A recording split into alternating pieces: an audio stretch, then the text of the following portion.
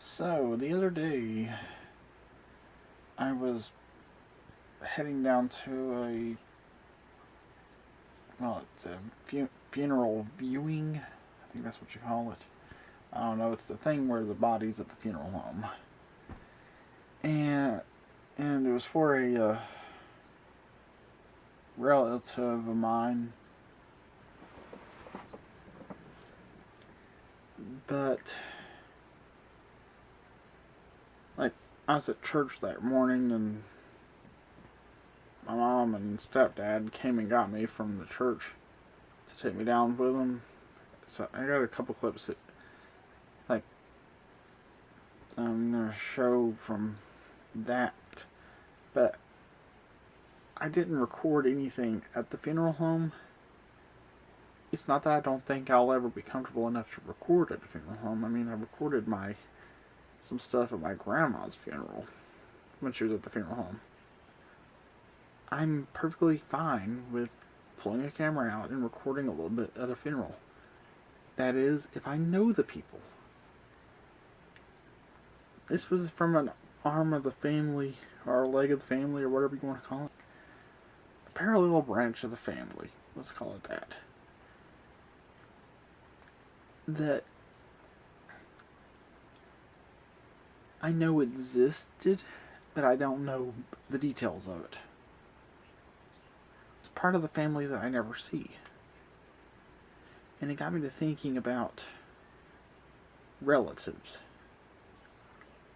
What makes someone a relative? Is it blood? Is it how you relate as a person? This is going to get a little religious here, but let's just go with it. Genesis 2:18. God said, "It's not good for man to be alone. I shall make for him a helper as his complement."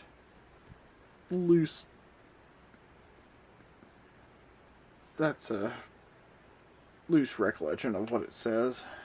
I think I mixed up a couple of versions together, so. Obviously, there's a lot of psychological reasoning as to why humans interact. Even the most introverted of a human still craves interaction with other people to some extent. And even the most socially awkward and anxious person craves some social interaction.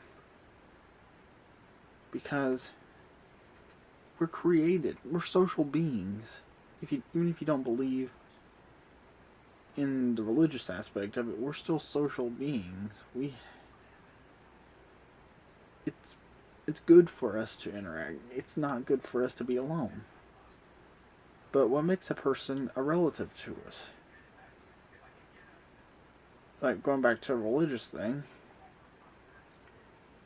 the Bible says when a man and woman marry, they become one. They become one flesh. They leave their families and start their own family. Are your in-laws your relatives? If two become one, then by extension, does that mean that your families become one?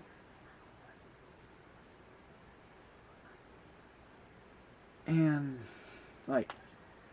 and how far do you stretch relatives? I know that scientifically, past a certain point, we share no common blood. Even if we're part of the same family tree, we share no common blood past a certain point. And scientifically speaking, there's a theory that everyone on Earth is at most a 50th cousin.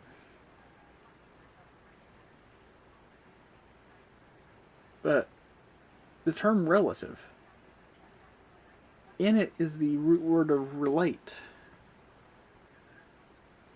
You could have friends who are closer to you than your own brothers and sisters.